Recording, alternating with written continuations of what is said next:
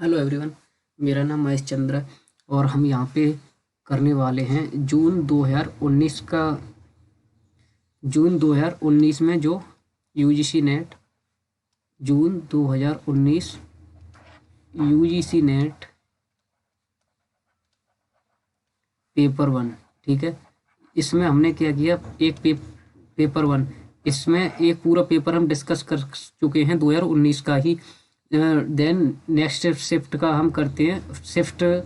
एक शिफ्ट हम क्लियर कर चुके हैं पेपर वन की।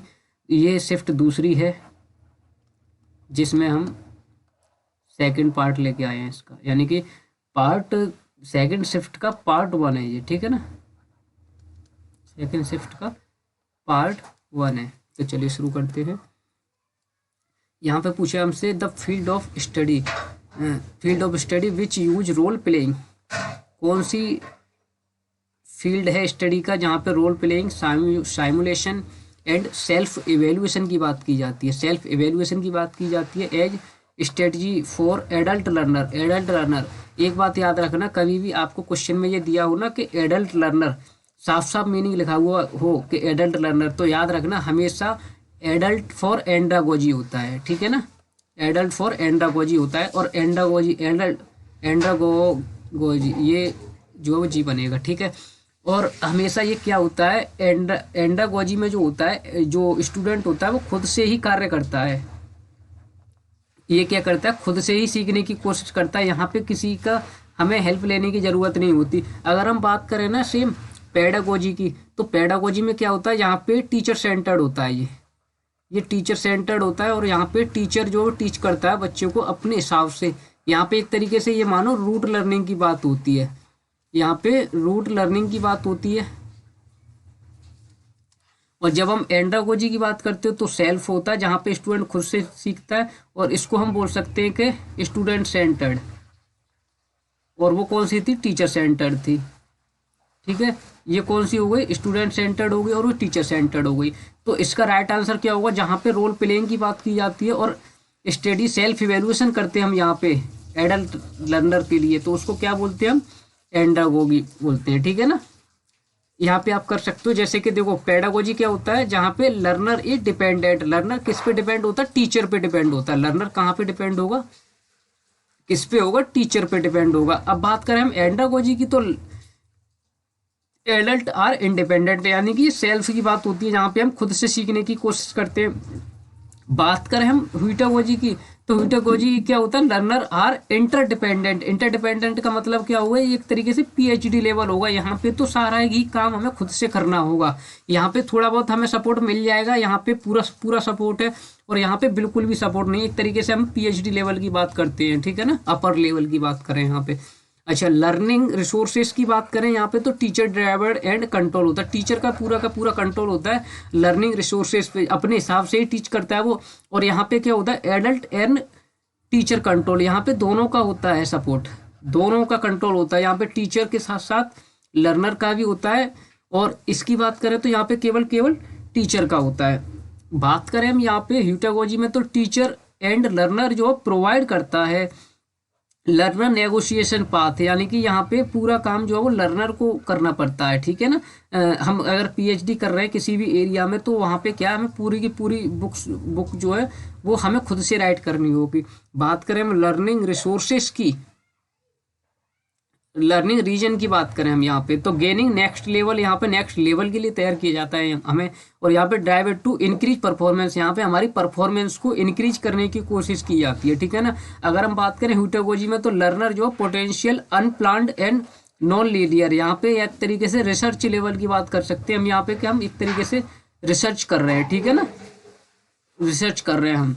अगर हम बात करें लर्निंग फोकस की, तो सब्जेक्ट सेंटर्ड होता है, प्रेस्क्राइब्ड होता है। सब्जेक्ट सेंटर क्या होता है कि टीचर अपने हिसाब से टीच करता है और वो एक तरीके से टॉपिक को क्या है वो याद कराने की कोशिश करता है। ठीक है ना, इसमें अगर हम बात करें एंड्रागोजी में, तो इसमें टास्क एंड प्रॉब्लम सॉल्विंग होता है, प्रॉब्लम सेंटर्ड होता है। यहाँ पे एक तरीके से स्टूडेंट के सामने कोई प्रॉब्लम क्रिएट की जाती है, जैसे कि प्रॉब्लम क्रिएट कर दी और स्टूडेंट उसको सॉल्व कर रहा है। जैसे कि यहाँ पे एक तरीके प्रोजेक्ट मेथड बोल सकते हो। यहाँ पे प्रोजेक्ट जैसे कि बनाने के लिए स्टूडेंट को दिए जाते हैं, तो वो प्रोजेक्ट पे काम करने के लिए स्टार्ट कर देते हैं और उस प्रोजेक्ट को टीचर को सबमिट कर देते हैं। ठीक है, तो टीचर यहाँ पे केवल डायरेक्शन दे रहा है, काम हमें खुद ही करना पड़ रहा है। ठीक है, और ये कौन सा होता है, प्रोएक्टिव एंड प्रॉब्लम ओरिएंटेड। यहाँ पे पूरी की पूरी प्रॉब्लम एक तरीके से क्रिएट होती है और उसको खुद से ही हम सॉल्व आउट करने की कोशिश करते हैं। मोटिवेशन की बात करें तो यहाँ पे एक तरीके से एक्सटर्नल होता है। एक्सटर्नल क्यों होता है, छोटे बच्चों को क्या अंदर से मोटिवेशन ना आके, तो वहाँ पे टीचर पूरा का पूरा उनको मोटिवेट करता है आगे बढ़ने के लिए। ठीक है ना, बात करें हम यहाँ पे, तो यहाँ पे इंटरनल मोटिवेशन आ जाता है जब हम एंडागोजी में आते हैं। तो इंटरनल मोटिवेशन क्यों आता है कि यहाँ पे हमारे सामने प्रॉब्लम क्रिएट कर दी, तो हम खुद से जागरूक होते हैं उसको सॉल्व आउट करने के लिए। अगर हम बात करें ह्यूटागोजी में, तो यहाँ पे सेल्फ एफिशिएंसी ड्राइवन होता है, यानी कि पूरा की पूरा यहाँ पे हमें खुद से ही प्रॉब्लम क्रिएट करनी है और खुद से उसको सॉल्व करना है। ठीक है ना, टीचिंग रोल की बात करें हम इसमें, तो टीचिंग रोल में जैसे कि process designer, imposer, knowledge holder and director होता है। यहाँ पे इनेबलर और कोलेबोरेटर होता है, और यहाँ पे कैपेबिलिटी बिल्डर होता है। ठीक है ना, आई होप आपको तीनों टर्म क्लियर हो गई होंगी और इसके हिसाब से आपने आंसर भी दे दिया। अच्छा, हम बात करें अगर एंथ्रोपोलॉजी क्या होता है, कंट्रीब्यूट करते हैं to the education of social work. Social work से related student through is emphasise on role of culture, culture के बारे में, and the social context in the delivery of social service. Social service की बात हो रही है, सोशल वर्क की बात हो रही है। For the social work and anthropology the separation has prevented recognition of common groups for discussion planning, यानी कि कॉमन ग्रुप्स होते हैं यहाँ पर डिस्कशन करने के लिए, प्लानिंग के लिए, टीच के लिए, रिसर्च के लिए और एक्शन के लिए। ये क्या हो गया, एंथ्रोपोलॉजी हो गया। ठीक है ना, anthropology.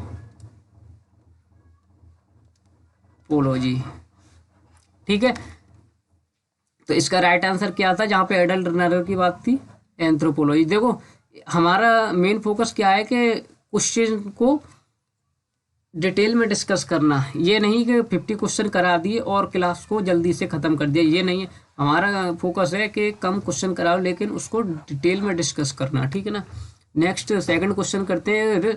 Good review of literature review, research literature का एम क्या होता है, यानी कि जहाँ पे हम अच्छा रिव्यू करेंगे रिसर्च लिटरेचर का, तो इसका मतलब क्या हुआ, इसका मेन एम क्या होता है, subjective analyse of the content. देखो सब्जेक्टिव जहाँ पे आ गया तो वो तो नेगेटिव टर्म होंगे, तो ये तो नहीं हो सकता।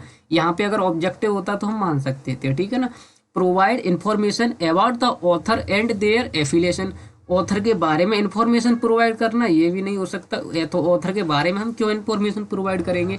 बात करें हमें generate research questions and validating those question. देखो जब भी हम रिसर्च लिटरेचर को जब भी हम रिव्यू करते हैं ना, जैसे कि हमें अगर मान लो अपनी रिसर्च करनी है हमें, तो हमें ये देखना होता है कि हमसे पहले कितने लोगों ने रिसर्च की उस टॉपिक पे और क्या क्या उनको प्रॉब्लम फेस आउट हुई। जहाँ पे वो टॉपिक रुका हुआ है ना, कि जहाँ तक रिसर्च हो चुकी है वहीं से हमें क्वेश्चन जनरेट करना होता है। तो हमारा इसका मेन एम क्या होता है कि पुरानी जो रिसर्च हुई उसमें क्या क्या प्रॉब्लम आई और उसी से हम अपने क्वेश्चन को जनरेट करते हैं, फिर उसी को आगे बढ़ाने की कोशिश करते हैं। तो रिसर्च लिटरेचर रिव्यू का क्या मतलब हुआ, जहाँ पे जनरेट करते हैं हम रिसर्च क्वेश्चन को, उसको पढ़ने के बाद, लिटरेचर रिव्यू को पढ़ने के बाद हम अपने क्वेश्चन को जनरेट करते हैं and validating those the questions. ठीक है ना, तो इसका राइट आंसर क्या हो जाएगा, ऑप्शन नंबर सी। ठीक है ना, अब देखो यहाँ पे क्या है, what is the literature review. Literature review है क्या, a review tells the reader that the researcher known the research in area. ठीक है ना, किस एरिया में रिसर्च, हाँ रिसर्चर ये जानने की कोशिश करता है कि हमसे पहले रिसर्चर ने कौन सा एरिया में जो वो रिसर्च की थी और क्या क्या उसको प्रॉब्लम्स आई थी और कहाँ तक उसने रिसर्च कर चुका है वो। ठीक है ना, एक गुड रिव्यू जो है वो गुड रिव्यू, अगर अच्छी तरीके से हम रिव्यू कर रहे हैं पुरानी रिसर्च को, तो उसका मतलब क्या होता है, ये रीडर कॉन्फिडेंस आता है हमें एक in the researcher professional competence, ability and background के क्या क्या चीज़ों का उसने इस्तेमाल किया। Good review place a research project in a context and demonstrate its relevance by making connection to a body of language. ठीक है ना, तो ये आप यहाँ से रीड कर सकते हो। नेक्स्ट क्वेश्चन करते हैं एनटीए का फेवरेट क्वेश्चन। एनटीए का फेवरेट क्वेश्चन है ये मान के चलो, अगर 24 शिफ्ट में पेपर हो रहा है, 24 शिफ्ट में हो रहा है पेपर, तो 15 शिफ्ट में ये क्वेश्चन तो कंफर्म है कि रिपीट होता ही होता है, रिपीट, ठीक है ना। तो कितना इंपॉर्टेंट है क्वेश्चन ये आप समझ सकते हो। हमसे क्या पूछा, विच of the following action set best represent an action research cycle. जब हम एक्शन रिसर्च साइकिल की बात करते हैं तो वो किस किस स्टेज से होकर गुजरता है। तो इसका जो राइट आंसर होगा वो plan, act, observe and reflect होता है। राइट आंसर क्या होगा, plan, act, observe and reflect, ठीक है ना। इसका राइट आंसर देखो, एक्शन रिसर्च का साइकिल क्या होता है पूरा, सबसे पहले हम प्लानिंग करेंगे। यहाँ पे हम क्या करते हैं प्लानिंग में, आइडेंटिफाई करते हैं इंफॉर्मेशन, इन्फॉर्मिंग, ऑर्गेनाइजिंग को, ठीक है ना। आइडेंटिफाइंग, यहाँ पे हम आइडेंटिफाई करते हैं, प्लान करते हैं यहाँ पे। उसके बाद हम एक्ट करना स्टार्ट कर देते तो यहाँ पे क्या है, तो ट्रेलिंग, कलेक्टिंग, क्वेश्चनिंग। क्वेश्चंस को हम एक तरीके से कलेक्ट करते हैं। जब हमने प्लान कर लिया, आइडेंटिफाई कर लिया, तो हम एक्शन क्या लेंगे, यहाँ पे क्वेश्चन को कलेक्ट करेंगे, ठीक है ना, क्वेश्चनिंग करेंगे। देन ऑब्जर्विंग क्या है, हम कलेक्ट करने के बाद एनालाइज करना स्टार्ट कर देंगे उसको, ठीक है ना, एनालाइज कर देंगे। देन रिफ्लेक्ट में क्या है, उसको फिर इवेलुएट करेंगे, ठीक है ना। Next question, which of the following research format focus, कौन सा रिसर्च फॉर्मेट जो फोकस करता है हाइपोथेसिस टेस्टिंग एंड जनरलाइजेशन। जहां भी हाइपोथेसिस की बात आती है तो एक तरीके से याद रखना कि क्वांटिटेटिव रिसर्च की बात हो रही है, क्वांटिटेटिव, ठीक है ना, क्वांटिटेटिव रिसर्च की बात हो रही है। तो अब इसमें से क्वांटिटेटिव कहाँ, देखो फिनोमिनोलॉजिकल क्वालिटेटिव होता है, एक्शन भी या इंटरवेंशन भी क्वालिटेटिव होता है, केस स्टडी भी क्वालिटेटिव होता है। तो क्वांटिटेटिव कौन सा हुआ है, जहाँ पे हम एक्सपेरिमेंटल यानी क्वांटिटेटिव की बात कर रहे हैं, एंड एक्स पोस्ट फैक्टो, ठीक है ना। तो हाइपोथेसिस टेस्टिंग हम किस में करेंगे, जहाँ पे हम एक्सपेरिमेंटल रिसर्च करेंगे या एक्स पोस्ट फैक्टो मेथड को अप्लाई करेंगे। देखो यहाँ पे दे रखा है, रिसर्च अप्रोच को कंपेरिजन किया हुआ है केस स्टडी और फिनोमिनोलॉजिकल में। केस स्टडी क्या होती है, इन डेप्थ एग्जामिनेशन होता है किसी भी चीज़ के बारे में, इन डेप्थ स्टडी करना, ठीक है ना, इन डेप्थ स्टडी। जब हम बात करें फिनोमिनोलॉजिकल की, तो जैसे कि सेम चीज से सेम चीज का अलग अलग लोगों पर क्या इफेक्ट पड़ा, ठीक है ना, अलग अलग व्यक्तियों ने कैसा महसूस किया सेम फिनोमेना को,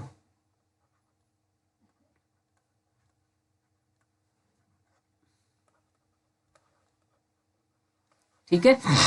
तो इसका मतलब होता है कि सेम फिनोमेना को अलग अलग लोगों ने कैसे, ये आप डिटेल में पढ़ना चाहो तो उसके लिए मैंने ये सारे पॉइंट जो है वो नोट कर रखे हैं यहाँ पे, तो आप यहाँ से रीड कर सकते हो।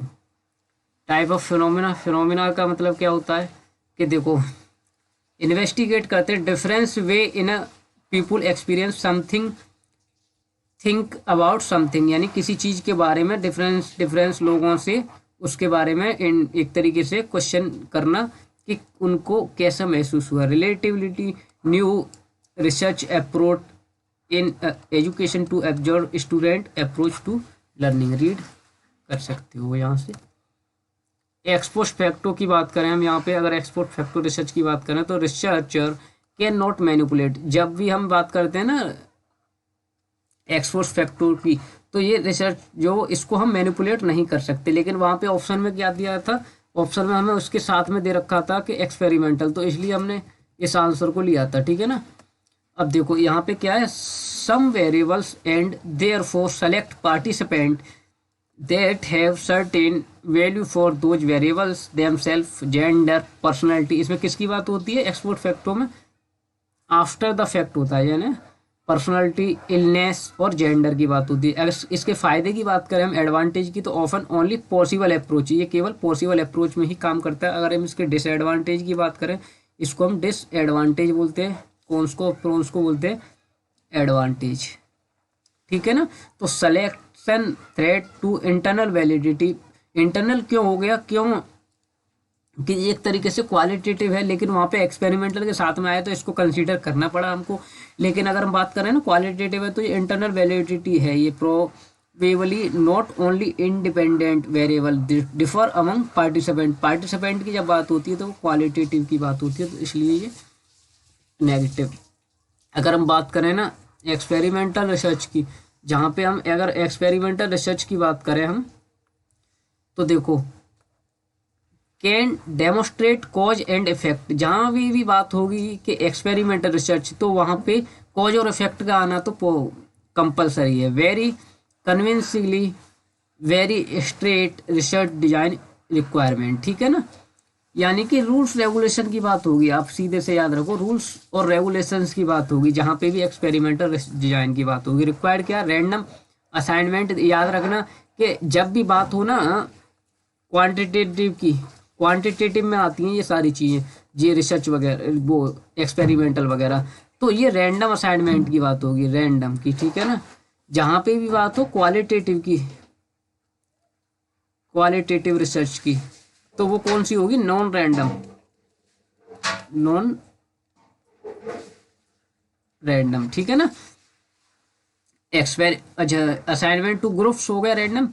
एक्सपेरिमेंटल एंड कंट्रोल की बात होती है, independent treatment variable that can be applied to the experimental group, ठीक है ना। Dependent variable that can be measure in all groups, यानी कि एक डिपेंडेंट वेरिएबल होता है, एक इंडिपेंडेंट होता है। इंडिपेंडेंट को हम, इंडिपेंडेंट जो होता है वेरिएबल्स, उसको हम करते हैं मैनिपुलेट, मैनिपुलेट करते हैं इंडिपेंडेंट को, और जो डिपेंडेंट होता है इस पे इफेक्ट देखा जाता है, ठीक है। तो इसका राइट आंसर क्या था, ऑप्शन नंबर फर्स्ट। उसके बाद करते हैं हम, विच of the following is the main feature of qualitative research. देखो मेन फीचर क्या होता है क्वालिटेटिव का, जहां पे भी क्वांटिटेटिव हो उसको एलिमिनेट कर दो। Collect the data in numerical, numerical का कभी भी क्वालिटेटिव नहीं होता, ये क्वांटिटेटिव होता है। Use empirical method of data analysis, ठीक है ना, ये भी क्वांटिटेटिव हो गया, तो इसको भी काट दो। Subscribe to pre existing category, ये भी नहीं होगा।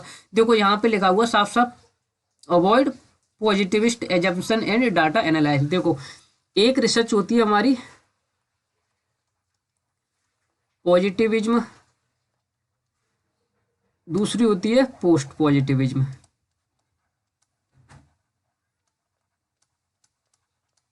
ठीक है। इसको बोलते हैं हम क्वांटिटेटिव, क्वांटिटेटिव, ठीक है। ये होती है क्वालिटेटिव।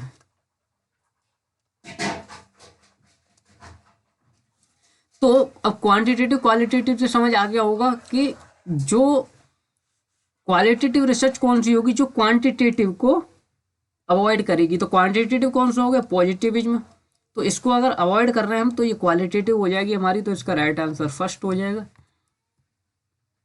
यहाँ पे some characteristic of qualitative and quantitative research दे रखा है। देखो क्वालिटेटिव रिसर्च के कैरेक्टरिस्टिक कौन से होते हैं, जहाँ पे हम नेचर और एसेंस की बात करते हैं। क्वांटिटेटिव में क्या, हाउ मच कितना है, और हाउ मैनी कितना कैसे होगा और क्या होगा, ठीक है ना। यहाँ पे क्वेश्चन जनरेट हो जाता है, एक तरीके से क्वेश्चन जनरेट हो जाता है, ठीक है ना।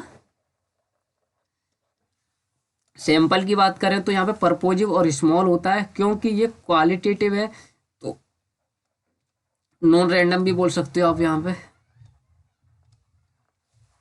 और यहाँ पे लार्ज सैंपल होता है, रैंडम होता है और रिप्रेजेंटेटिव होता है, ठीक है ना। डाटा गैदरिंग की बात करें, रिसर्चर इज प्राइमरली इंस्ट्रूमेंट, यानी कि अपनी सुविधा अनुसार यहाँ पे हम एक तरीके से डाटा को कलेक्ट करते हैं, ठीक है, सुविधा अनुसार। अगर हम बात करें यहाँ पे, तो यहाँ पे ऑब्जेक्टिव, अच्छा इसको यहाँ पे ऑब्जेक्टिव है ना, ऑब्जेक्टिव इंस्ट्रूमेंट है, तो इसको हम बोल सकते हैं कि ये सब्जेक्टिव होगा, ठीक है ना। क्वालिटेटिव सब्जेक्टिव होता है। मोड ऑफ एनालिसिस ये इंडक्टिव होता है और ये डिडक्टिव होता है। याद रखना, ये पॉइंट भी काफी बार पूछा जाता है कि क्वालिटेटिव रिसर्च जो होता है हमेशा इंडक्टिव होता है, क्वांटिटेटिव जो होता है वो डिडक्टिव होता है, ठीक है ना। इसका राइट आंसर क्या था, अवॉइड कर रहे हैं हम पॉजिटिविज्म एजम्पशन को। क्वेश्चन नंबर 6 में कौन ऑफ एक्सपीरियंस, ये एक तरीके से याद रटने वाले क्वेश्चन होते हैं। जो कौन ऑफ एक्सपीरियंस दिया था टीचिंग लर्निंग में, वो किसने दिया था, वो एडगल डेल ने दिया था, ठीक है ना। इसका राइट आंसर क्वेश्चन नंबर 7 करते हैं, which of the following is social characteristic of a learner. Learner के सोशल कैरेक्टरिस्टिक कौन से होते हैं, जहाँ पे सोसाइटी से सीखता है, एक तरीके से वो सोसाइटी में रहकर सीखता है। तो इसका राइट आंसर क्या होगा, ability to relate oneself with others, जहाँ पे हम अपने आप को दूसरों से रिलेट करने की कोशिश करते हैं, ठीक है ना। जहाँ पे हम अपने आप को दूसरों से रिलेट करने की कोशिश करते हैं। तो इसका राइट आंसर क्या हो जाएगा, ऑप्शन नंबर 4। क्वेश्चन नंबर 8 करते हैं, which is the characteristic of formative evaluation. Formative evaluation का करेक्टरिस्टिक कौन कौन से होते हैं। जो ड्यूरिंग द क्लास होता है, एक तरीके से ड्यूरिंग द क्लास होता है, ड्यूरिंग द क्लास होता है। जहाँ पे भी हम बात करेंगे समेटिव की, तो ये एंड ऑफ द क्लास होता है, ठीक है। तो formative evaluation during the class होता है, तो इसमें ऑप्शन देखेंगे आप तो 4th ऑप्शन मिलता है, जहाँ पे evaluation is conducted during the teaching. During the teaching या ड्यूरिंग द क्लास बात सेम, ठीक है ना।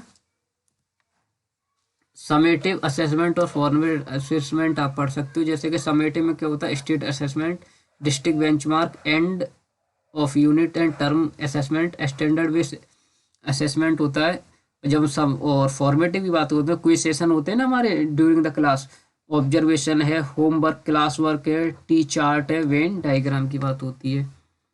Right answer is option number 4। Question number 9 करते हैं, researcher fail to reject the null hypothesis. जहाँ पे भी रिसर्चर नल हाइपोथेसिस को, देखो हाइपोथेसिस 2 तरीके का होता है, एक होगा नल, एक होगा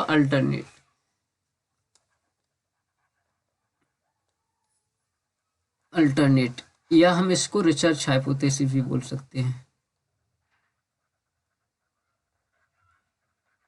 ठीक है।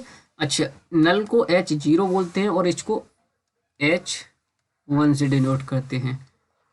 इनमें से अगर ये एक्सेप्ट होगा तो ये रिजेक्ट हो जाएगा, और अगर ये रिजेक्ट हुआ तो ये एक्सेप्ट हो जाएगा। हमेशा हम चाहते हैं इसको रिजेक्ट करना, ठीक है, वो इसको एक्सेप्ट करना चाहते हैं हम। क्या एच नल का मतलब हम ये लेके चलते हैं कि जो भी हमने डाटा कलेक्ट किया उसमें इन दोनों चीज़ों में, 2 वेरिएबल्स में आपस में कोई भी जो है वो अंतर नहीं है, ठीक है ना। लेकिन अगर हम फेल हो गए रिजेक्ट करने में नल हाइपोथेसिस को, तो क्या करेंगे, जब हमने रिजेक्ट यानी कि फेल हो गए हम रिजेक्ट करने में, तो इसको एक्सेप्ट कर लिया। रिजेक्ट करने में अगर किसी चीज़ को हम फेल हो गए तो उसको एक्सेप्ट ही कर लिया ना। तो accepting the research hypothesis, rejecting the research hypothesis, know taking any action, ये तो हो नहीं सकता। इम्प्रूविंग द रिसर्च, ये भी नहीं हो सकता। तो एक्सेप्ट कर लिया हमने रिसर्च हाइपोथेसिस को, या रिजेक्ट कर दिया रिसर्च हाइपोथेसिस को हमने। तो इसका राइट आंसर क्या होगा, रिजेक्ट कर दिया हमने रिसर्च हाइपोथेसिस। रिसर्च हाइपोथेसिस मैंने भी बताया यहाँ पे, रिसर्च हाइपोथेसिस कौन सा होता है, जो कि अल्टरनेट होता है, ठीक है ना। इसको क्या कर दिया हमने, रिजेक्ट कर दिया। रिजेक्ट करने का मतलब कि हमने एक्सेप्ट, अब देखो यहाँ पर एक्सेप्ट लिख रहा है तो एक्सेप्ट थोड़ी किया हमने इसको तो रिजेक्ट किया हमने। एक्सेप्ट किसको किया, एक्सेप्ट किया हमने नल को एक्सेप्ट किया हमने, ठीक है। इसके बारे में यहाँ पे ये दे रखी है डिटेल, आप यहाँ से रीड कर सकते हो, ठीक है। Question number 10, which among the following is a non cognitive. Non cognitive मतलब जहाँ पे हम अपने सोच विचार नहीं करते एक तरीके से। यहाँ पे तो एक तरीके से हम जैसा दूसरे व्यक्ति ने बोल दिया सेम उसी चीज़ पे हम भरोसा करने लग जाते हैं। तो रिकॉलिंग होगा, प्रॉब्लम सॉल्विंग तो हो नहीं सकते क्योंकि ये कॉग्निटिव होता है। और हमसे पूछा है कि नॉन कॉग्निटिव करेक्टरिस्टिक कौन सा होता है लर्नर का। Identify improve sensory input, input का भी हम यूज नहीं करते। देखो यहाँ पे बिलीविंग व्हाट इज ट्रू, किसी व्यक्ति ने जैसा बोल दिया हम सेम उसी चीज़ पे जब बिलीव कर लेते हैं तो वो होता है नॉन कॉग्निटिव, जहाँ पे हम अपने सोच विचार का जो है इस्तेमाल नहीं कर रहे, केवल दूसरे व्यक्तियों पे ही डिपेंडेंट हो रहे हैं। ठीक है, तो इसका राइट आंसर ऑप्शन नंबर 4। अब आता है आरसी। ठीक है ना, तो आरसी को एक बार देख लेते हैं। आरसी हिंदी में भी दे रखा है, आप यहाँ से रीड कर सकते हो। ठीक है,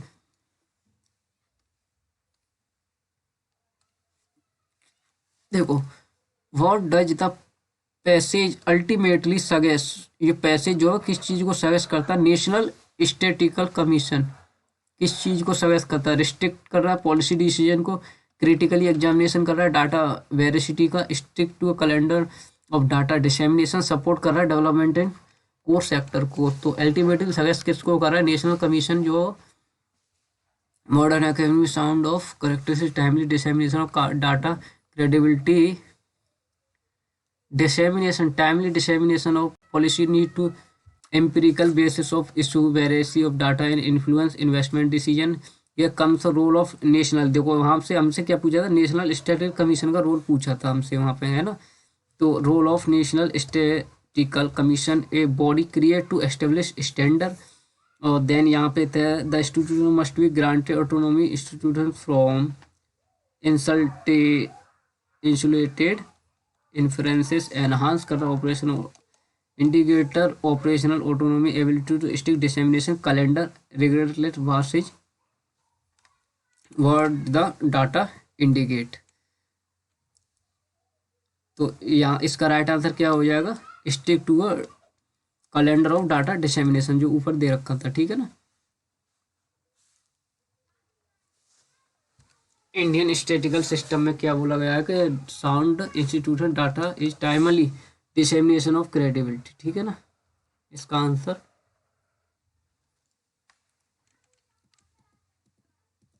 उसके बाद बात करें हम इन्वेस्टमेंट डिसीजन किस चीज से इम्पैक्ट कर रहे हैं। इन्वेस्टमेंट डिसीजन किस चीज से इम्पैक्ट करते हैं? तो इन्वेस्टमेंट डिसीजंस जो होते हैं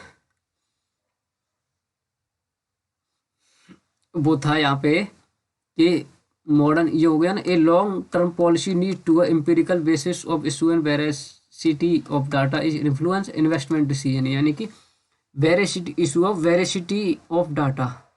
ठीक है ना, वेरासिटी ऑफ डाटा जो इन्फ्लुएंस कर रहा है इन्वेस्टमेंट डिसीजन को। तो वेरासिटी ऑफ डाटा, इसका राइट आंसर क्या हो जाएगा? Issue of data veracity. ठीक है, नेक्स्ट करते हैं which of the work national statistical commission का वर्क क्या? एस्टेब्लिश करना स्टैंडर्ड को, क्वेश्चनिंग करना डाटा वेरिसिटी से, क्वेश्चनिंग करना ऑफिशियल नैरेटिव से, सपोर्ट करना पब्लिक परसेप्शन को। तो इसका जो मेन एम होता है ना, वो क्या होता है? इसका मेन एम, इसका मेन होता है the institute must be granted autonomy and insulated from external influences, enhance करता operational autonomy will make their work credible, work credible को। अच्छा, और हमसे क्या पूछा गया था यहाँ पे कि स्टैटिस्टिकल कमीशन का क्या काम था? Hence come to role of, ये ना, hence come to role of national statistical commission a body to create establish standard, standard को एस्टेब्लिश करना। तो इसका राइट आंसर क्या होगा? स्टैंडर्ड को एस्टेब्लिश करना। क्वेश्चन नंबर 14 पे करते हैं, how can quality of national policy be improve, national policy को हम कैसे इम्प्रूव कर सकते हैं? By living reality, support external influence को, control autonomous institution, enhance operation. Right answer जो है वो एक पैरा रह गया शायद हमारा। देखो, this institute must be granted autonomy and insulated from external influence, enhance operational autonomy will be make their work credible. वर्कों को क्रेडिबल कब बनाया जा सकता है? जहाँ पे हम एनहांस करेंगे ऑपरेशनल ऑटोनॉमी को, ऑपरेशनल ऑटोनॉमी को एनहांस करेंगे, यानी, है ना। तो एनहांस किसको करेंगे हम? ऑपरेशनल ऑटोनॉमी को, है ना। लास्ट क्वेश्चन है हमारा इसमें, what is important for modern economy, modern economy के लिए क्या चीज इंपॉर्टेंट है? A common thread, dissemination of credible data, unveiling of statical system और सेलेक्टिव डिस्ट्रीब्यूशन। तो पूछा क्या गया हमें, मॉडर्न इकोनॉमी के लिए क्या इंपॉर्टेंट है, ठीक है ना। इसमें फाइंड आउट करते हैं मॉडर्न, ठीक है।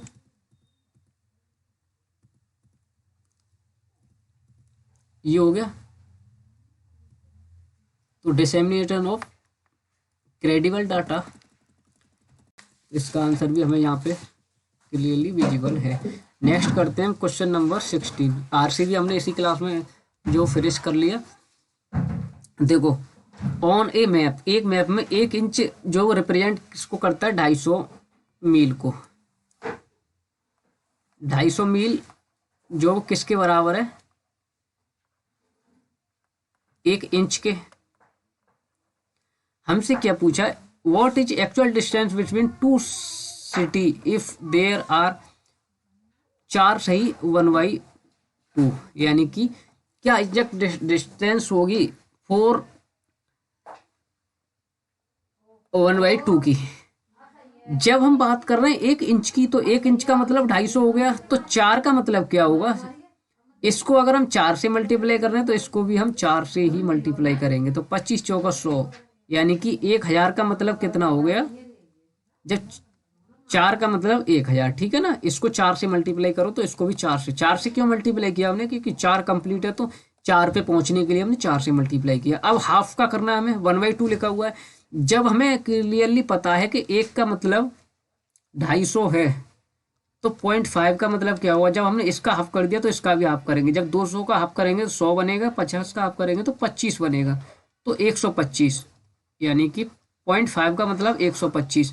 जब हम इसमें 0.5 को जोड़ लेंगे तो ये कितना हो जाएगा, 4 सही 1/2। तो इसमें 0.5 जोड़ा तो 0.5 की वैल्यू कितनी निकल के आई, 125। तो 125 को अगर हम इसमें जोड़ेंगे तो ये 1125 बन जाएगा। यही हमारा राइट आंसर होगा इसका। आई होप समझ आया होगा। 17 नंबर क्वेश्चन करते हैं। क्लासरूम में यूज कर रहे हैं कम्युनिकेशन टेक्नोलॉजी को or presuppose, presuppose को कर रहे हैं टेक्नोलॉजी को, प्री सपोज है ना, कम्युनिकेशन टेक्नोलॉजी का जब हम यूज कर रहे हैं तो एक तरीके से हम न्यू फॉर्म को एक्सप्रेस कर रहे हैं एंड एप्लीकेशन को, नई नई फॉर्म को, एक तरीके से टेक्नोलॉजिकल चेंज की बात कर रहे हैं हम यहाँ पे, टेक्नोलॉजिकल चेंज की बात कर रहे हैं हम यहाँ पे, ठीक है ना, जब हम नई फॉर्म को एक्सप्रेस कर रहे हैं यहाँ पे। तो बात करें हम नेक्स्ट क्वेश्चन की 18 नंबर पे, तो correlation function of mass media is vital for any society. Correlation function जो है मास मीडिया क्या है, हर व्यक्ति तक पहुंचे एक तरीके से मीडिया की, तो एक बड़ा रोल प्ले करता है एनी सोसाइटी के लिए, सही है। The interpretational aspect that include advertising, advertising करता है ये, and public relation shape and influence, public opinion को इन्फ्लुएंस भी करता है ये। तो इसका राइट आंसर क्या होना चाहिए, both are correct and R is a correct explanation of A, क्योंकि ये रिलेट भी कर रहा है इसको, ठीक है ना। नेक्स्ट क्वेश्चन करते हैं 19। जब भी आपको ये ऐसा क्वेश्चन आए अल्फाबेटिकल का, तो इसमें आपको सीधे सीधे एक बात याद रखनी है कि इनको वर्टिकल फॉर्म में लिखो। JAK है, इसको लिखो KBL, फिर से इसको लिखो LCM, देन MDN। क्या फॉर्मेट अप्लाई हो रहा है उसको सेम अप्लाई करने की कोशिश करो। देखो A से B, B से C, C से D, D से फिर E जहां पे हो उसको ले लो। देखो एक ये गया, यहाँ पे F है, 3 बचे हमारे पास, JKLM, और यहाँ पे क्या आएगा,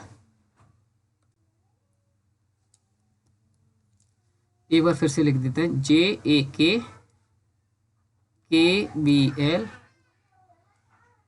LCM, MDN।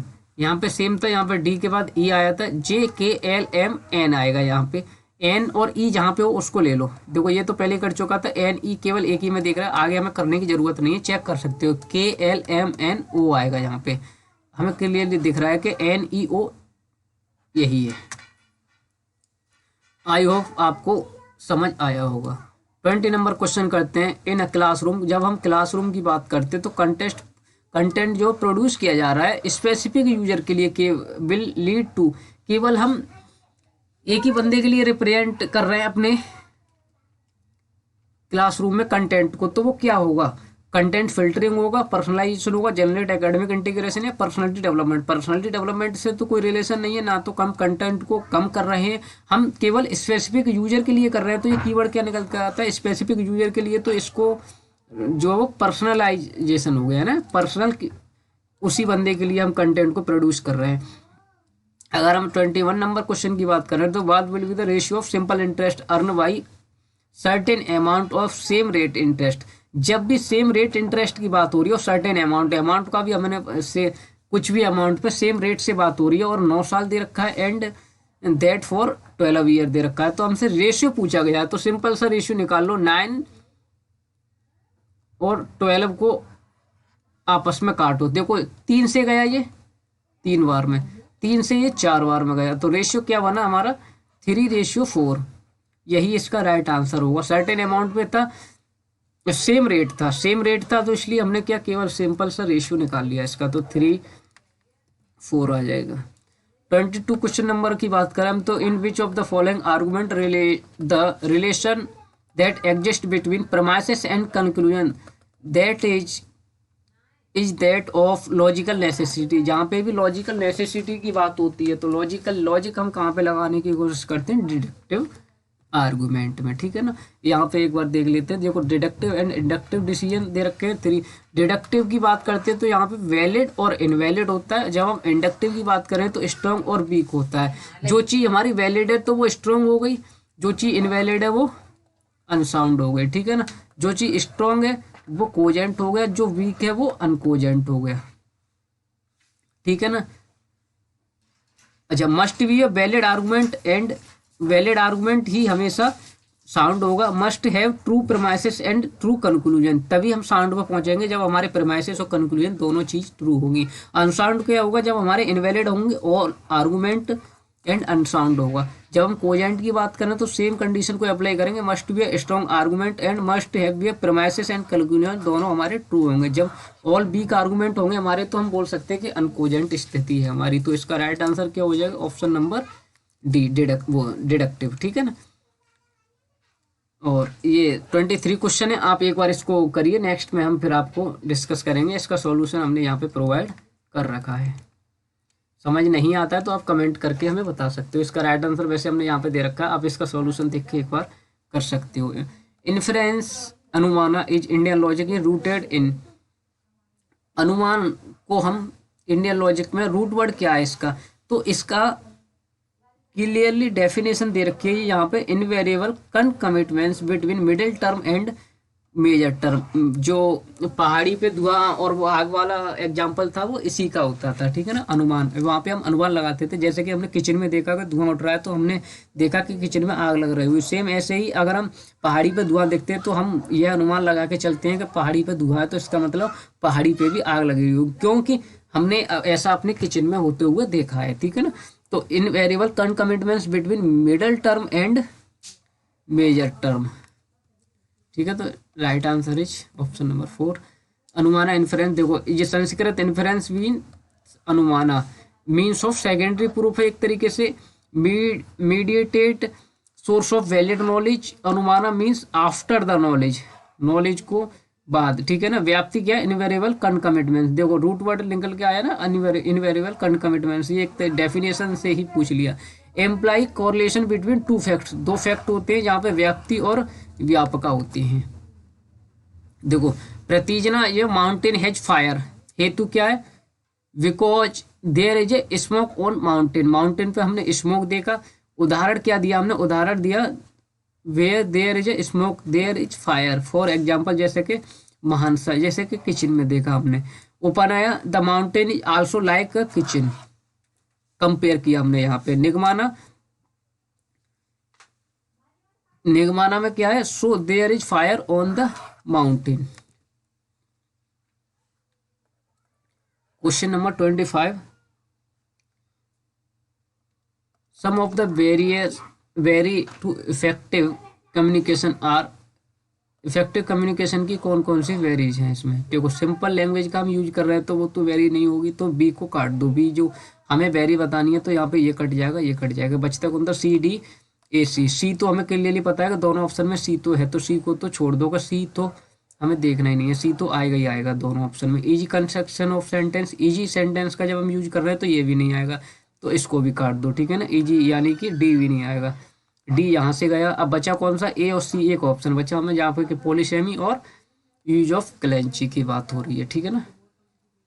तो आप इस मेथड को भी अप्लाई कर सकते हो, एलिमिनेशन मेथड को। कम्युनिकेशन की वेरी दे रखी है, जैसे कि physical barrier, attitude barrier, emotional, cultural, language, gender, lack of focus and eye contact, fear of mistake, psychological, perceptual और फीडबैक इशू। ये आप कर सकते हो। जब हम कम्युनिकेशन का पूरा यूनिट कवर करेंगे तो उसमें हम कम्युनिकेशन की वेरिएज भी डिस्कस कर लेंगे।